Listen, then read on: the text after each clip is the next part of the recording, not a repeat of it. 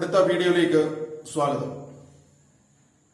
ഈ വീഡിയോയിൽ ഡിസ്കസ് ചെയ്യുന്ന topic planning process or steps that involved in the process of planning.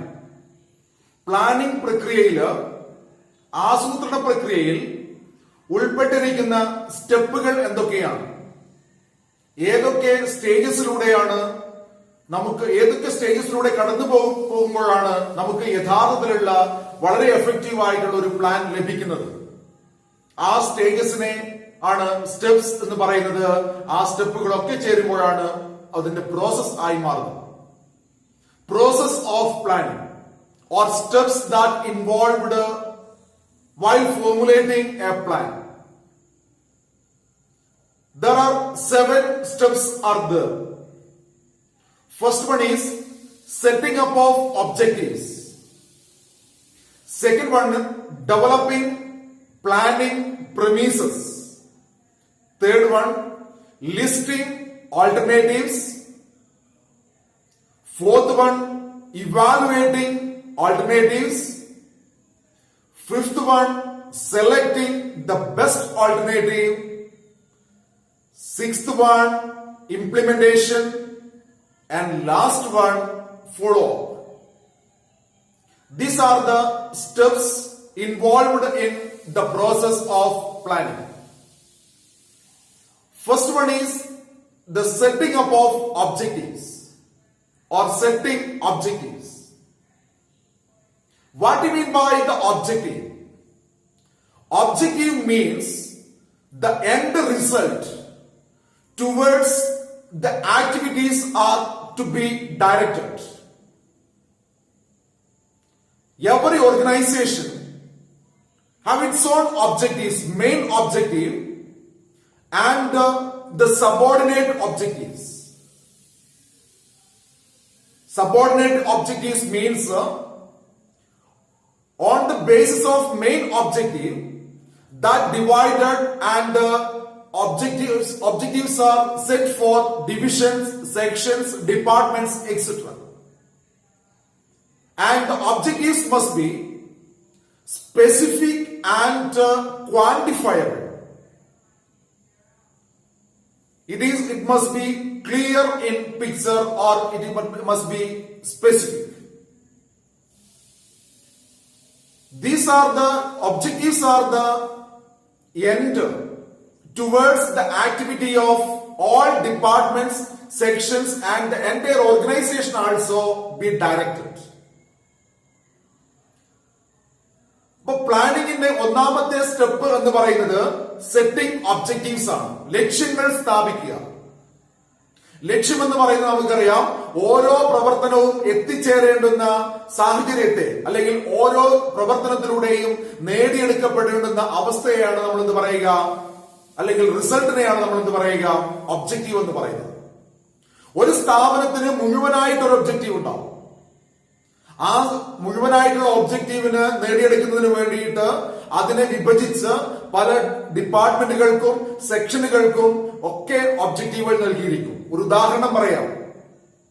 ഒരു സ്ഥാപനത്തിന്റെ ഒബ്ജക്റ്റീവ് എന്ന് പറയുന്നത് നെക്സ്റ്റ് ഫിനാൻഷ്യൽ ഇയറിൽ 20% പ്രോഫിറ്റ് ഇൻക്രീസിംഗ് ആണ്.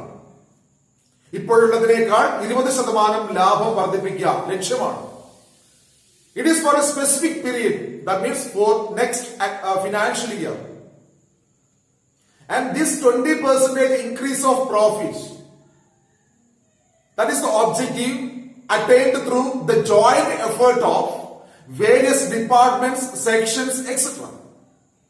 അപ്പോൾ ഈ 20% ലാഭം നേടുക എന്നുള്ളത് എല്ലാ ഡിപ്പാർട്ട്മെന്റുകളുടെയും സംയോജിച്ചുള്ള പ്രവർത്തനത്തിന്റെ ഫലമായി ഉണ്ടാകേണ്ടുന്ന ഒരു റിസൾട്ടാണ്. അപ്പൊ അവിടെ പ്രൊഡക്ഷൻ ഡിപ്പാർട്ട്മെന്റ് ഉണ്ടാവും. ആ പ്രൊഡക്ഷൻ ഡിപ്പാർട്ട്മെന്റിന് നിർദ്ദേശം നൽകും, ഒരു ഒബ്ജക്റ്റീവ് സെറ്റ് ചെയ്യും. അവര് ഇത്ര ശതമാനം അല്ലെങ്കിൽ ഇത്ര ക്വാണ്ടിറ്റി ഉൽപ്പന്നങ്ങൾ ഈ വർഷം അധികമായി ഉൽപ്പാദിപ്പിക്കണം. സെയിൽസ് വർദ്ധിക്കണം, പ്രോഫിറ്റ് വർദ്ധിക്കണമെങ്കിൽ സെയിൽസ് വർദ്ധിക്കണം.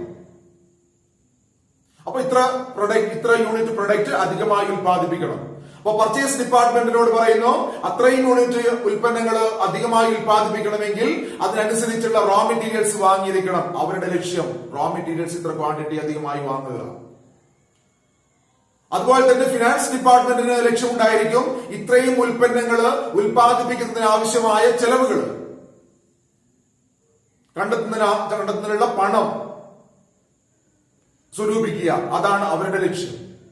സെയിൽസ് ഡിപ്പാർട്ട്മെന്റിനോട് പറയുന്നു ഇത്രയും യൂണിറ്റ് അധികമായി വിൽപ്പന നടത്തേണ്ടതുണ്ട്, അവരുടെ ലക്ഷ്യമായി.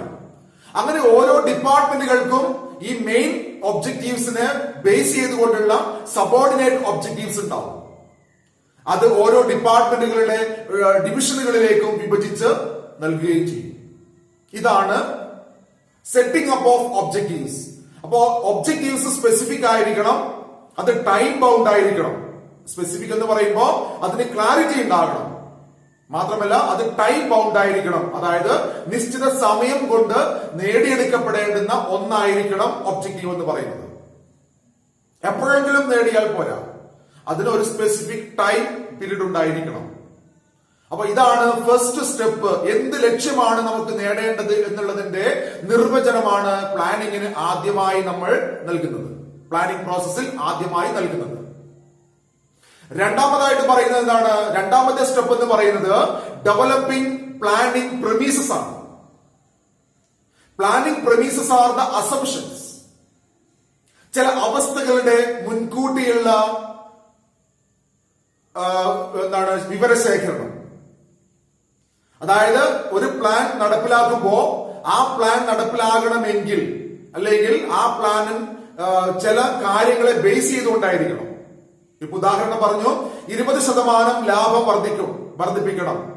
എങ്ങനെയാണെങ്കിൽ ഇതേ സാമ്പത്തിക അവസ്ഥ അടുത്ത വർഷവും തുടരുകയാണെങ്കിൽ, അല്ലെങ്കിൽ ഇതേ ഇൻഫ്ലേഷൻ റേറ്റ് നിലനിൽക്കുകയാണെങ്കിൽ, അല്ലെങ്കിൽ ഇതേ സെയിൽസ് എഫേർട്ട് നമുക്ക് ചെയ്യാൻ സാധിക്കുകയാണെങ്കിൽ, ഇങ്ങനെ പല അസംപ്ഷൻസ് ഉണ്ടാവും. ഈ പല അസംപ്ഷൻസും എടുക്കില്ല ആ ഒബ്ജക്റ്റീവുമായി വളരെ അടുത്ത് ബന്ധമുള്ള അസംപ്ഷൻസ്. അപ്പൊ എന്താണ് planning premises? Planning premises means the likely shape of future events or future condition. ഭാവിയിൽ ഉണ്ടാകുന്ന സാഹചര്യങ്ങളുടെ ലൈക്ലി ഷേപ്പ് ഇങ്ങനെയാകാം, അതാണ് ലൈക്ലി ഷേപ്പ്. അടുത്ത വർഷത്തെ ടാക്സ് റേറ്റ് ഇങ്ങനെയാകാം, അല്ലെങ്കിൽ അടുത്ത വർഷത്തെ പൊളിറ്റിക്കൽ എൻവയോൺമെന്റ് ഇങ്ങനെയാണെങ്കിൽ, അല്ലെങ്കിൽ അടുത്ത വർഷത്തെ നാച്ചുറൽ എൻവയോൺമെന്റ് ഇങ്ങനെയാണെങ്കിൽ, അല്ലെങ്കിൽ അടുത്ത വർഷത്തെ എക്കണോമിക് GDP റേറ്റ് ഇത്രയാണെങ്കിൽ, അങ്ങനെയൊക്കെയുള്ള പല അസംപ്ഷൻസും ഉണ്ടാവും. ഒരുപാട് അസംപ്ഷൻസ് എടുക്കില്ല, ഏതെങ്കിലും ആ ഒബ്ജക്റ്റീവുമായി ബന്ധപ്പെട്ട അസംപ്ഷൻസ്. നമ്മുടെ സെയിൽസ് വർദ്ധിപ്പിക്കേണ്ട ലക്ഷ്യമാണെങ്കിൽ നമ്മുടെ സെയിൽസ് എഫേർട്ട് ഈ രീതിയിൽ നമുക്ക് ലഭ്യമാവുകയാണെങ്കിൽ, അല്ലെങ്കിൽ സെയിൽസ്മാൻസിന്റെ എഫേർട്ട് ഈ രീതിയിൽ ലഭ്യമാവുകയാണെങ്കിൽ ഒരു കണ്ടീഷനാണ്. അല്ലെങ്കിൽ ഇന്ത്യയിലെ ജനങ്ങളുടെ വാങ്ങാനുള്ള ശേഷി പെർ ക്യാപിറ്റ ഇൻകം, അവരുടെ ഡിസ്പോസിബിൾ ഇൻകത്തിന്റെ അളവ് ഈ നിലവിൽ ഇൻക്രീസ് ചെയ്യുകയാണെങ്കിൽ, അല്ലെങ്കിൽ ഡിമാൻഡ് ഈ ലെവലിൽ തുടരുകയാണെങ്കിൽ, അങ്ങനെ ഈ എന്ത് ലക്ഷ്യമാണോ നമുക്ക് നേടിയെടുക്കേണ്ടത് അതുമായി വളരെ അടുത്ത ബന്ധമുള്ള ചില കണ്ടീഷൻസിനെ ബേസ് ചെയ്തുകൊണ്ടായിരിക്കും പ്ലാനുകൾ തയ്യാറാക്കുക. അപ്പൊ ഒബ്ജക്റ്റീവ് ഉണ്ടാവും.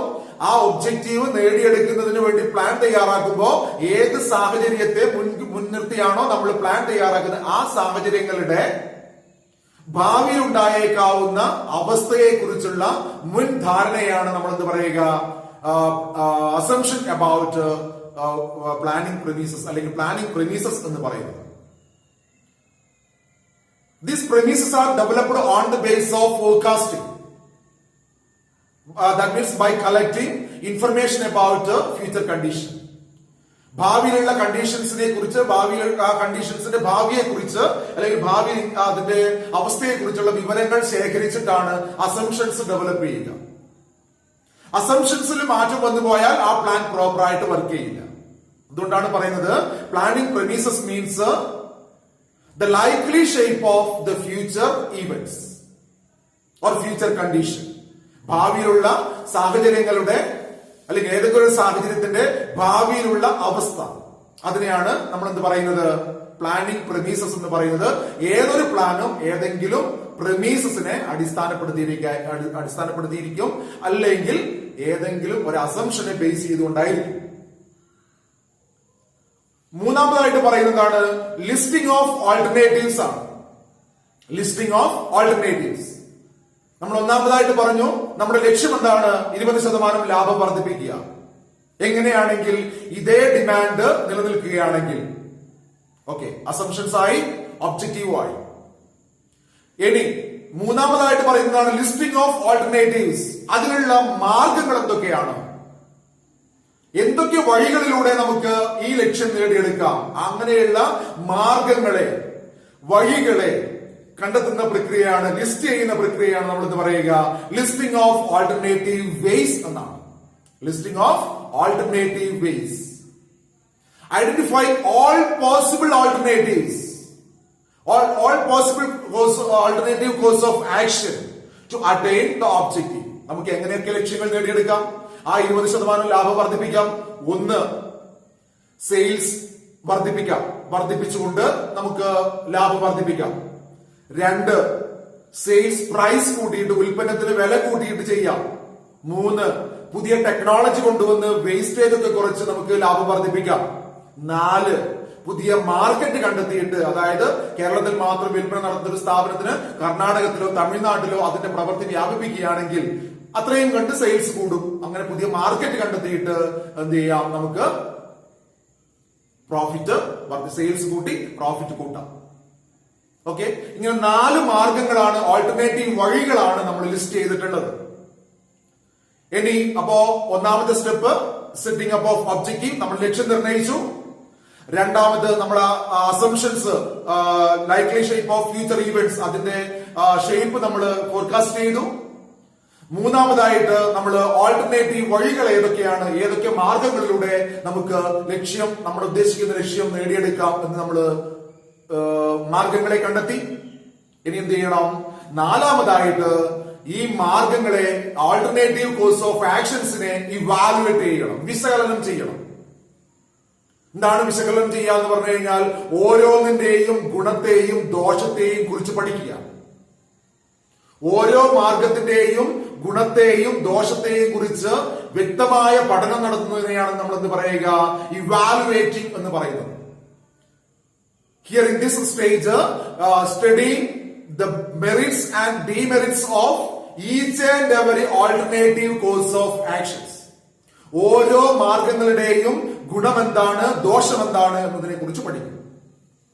ഇപ്പൊ നമ്മൾ കണ്ടു, സെയിൽസ് കൂട്ടുക, സെയിൽസ് കൂട്ടാതെ പുതിയ മാർക്കറ്റ് കണ്ടെത്തി സെയിൽസ് കൂട്ടാം. 2, സെയിൽസ് പ്രൈസ് കൂട്ടാം. 3, പുതിയ ടെക്നോളജി കൊണ്ടുവന്നിട്ട് നമുക്ക് വേസ്റ്റ് കുറച്ചിട്ട് എന്ത് ചെയ്യാം, പ്രോഫിറ്റ് കൂട്ടാം. അപ്പൊ ഒന്നാമത്തേതിന് കുറച്ചും കൂടെ ചെലവുണ്ട്, സെയിൽസ് കൂട്ടാം, പുതിയ മാർക്കറ്റൊക്കെ കണ്ടെത്തും, അഡ്വർടൈസ്മെന്റ്, അങ്ങനെയുള്ള കുറെ കോസ്റ്റ് ഉണ്ടാവും. രണ്ടാമത്തേത് എന്ന് പറയുന്നത് എന്താണ്, സെയിൽസ് പ്രൈസ് കൂട്ടലാണ്. സെയിൽസ് പ്രൈസ് കൂട്ടുമ്പോൾ എന്ത് ചെയ്യും, കസ്റ്റമർ സബ്സ്റ്റിറ്റ്യൂട്ട് പ്രൊഡക്റ്റിലേക്ക് പോകും, അപ്പോൾ ഉള്ള ഡിമാൻഡും കൂടി ചിലപ്പോൾ ഇല്ലാതായി പോകും. മൂന്നാമത് എന്താണ്, പുതിയ ടെക്നോളജിക്കലി ആയിട്ടുള്ള മെഷീൻ കൊണ്ടുവന്ന് വേസ്റ്റ് കുറച്ചിട്ട് എന്ത് ചെയ്യാം, ലാഭം വർദ്ധിപ്പിക്കാം. അത് കുറച്ചും കൂടി എളുപ്പത്തിൽ നമ്മുടെ സ്ഥാപനത്തിനകത്ത് നിന്നുകൊണ്ട് നമുക്ക് ചെയ്യാൻ സാധിക്കുന്ന കാര്യമാണ്. അപ്പൊ ഇങ്ങനെ ഓരോ വഴികളുടെയും നേട്ടങ്ങളും കോട്ടങ്ങളും പഠിക്കുക എന്നുള്ളതാണ് ഇവാലുവേഷൻ എന്ന് പറയുന്നത്. അപ്പോൾ ഇനി അടുത്ത് എന്തായിരിക്കും നിങ്ങൾക്ക് തന്നെ പറയാം, എന്താണ്, selecting the best alternative, selecting the best alternative or selecting the best way of attain the objective. നമുക്ക് നമ്മുടെ ലക്ഷ്യം നേടിയെടുക്കാൻ ഏറ്റവും അനുഗുണമായിട്ടുള്ള മാർഗം ഏതാണ്, അത് നമ്മൾ സെലക്ട് ചെയ്യും. ഏത് മാർഗത്തെ ആയിരിക്കും സെലക്ട് ചെയ്യുക, most beneficial and least cost. ഏറ്റവും കൂടുതൽ നേട്ടമുള്ള, ഏറ്റവും ചെറിയ ചെലവുള്ള മാർഗത്തെ നമ്മൾ സെലക്ട് ചെയ്യുന്നു. അതാണ് സെലക്ടിങ് ദ ബെസ്റ്റ് ആൾട്ടർനേറ്റീവ് എന്ന് പറയുന്ന 5ാമത്തെ stage. After analysing the merits and demerits, the most appropriate alternative is selected. This is the point of decision making. നമ്മൾ നേരത്തെ ഒക്കെ പറയുന്നതാണ്, planning helps to take decision, planning helps to take decision എന്നൊക്കെ. ഇവിടെയാണ് നമ്മൾ ഡിസിഷൻ എടുക്കുന്നത്. എന്താണ് decision? നമുക്ക് ഈ മാർഗത്തിലൂടെ സഞ്ചരിച്ച് നമ്മുടെ ലക്ഷ്യത്തെ നമുക്ക് നേടിയെടുക്കാം. അതാണ് തീരുമാനമായി. അപ്പൊ പ്ലാൻ ആയി കഴിഞ്ഞു. എന്താണ് പ്ലാൻ? നമുക്ക് പുതിയ മെഷീൻ വാങ്ങി എന്ത് ചെയ്യാം? ഇന്നത്തെ ഡിമാൻഡ് അനുസരിച്ച് ഉണ്ടാവുകയാണെങ്കിൽ നമുക്ക് നമ്മുടെ ലക്ഷ്യത്തിലേക്ക് ലക്ഷ്യം നേടിയെടുക്കാൻ സാധിക്കുമെന്നുള്ളത്. ഇനി ഈ തയ്യാറാക്കിയിരിക്കുന്ന ഡിസിഷനെ, പ്ലാനിനെ എന്ത് ചെയ്യണം? നമ്മൾ ഇംപ്ലിമെന്റ് ചെയ്യണം, നടപ്പിലാക്കണം. അതാണ് ആറാമത്തെ stage, implementation. Implementation of plan means putting the plan into action to achieve objective. Implementation of plan means putting the plan into action. പ്ലാനിനെ എന്ത് ചെയ്യുക? പ്രവൃത്തി പദത്തിലേക്ക്.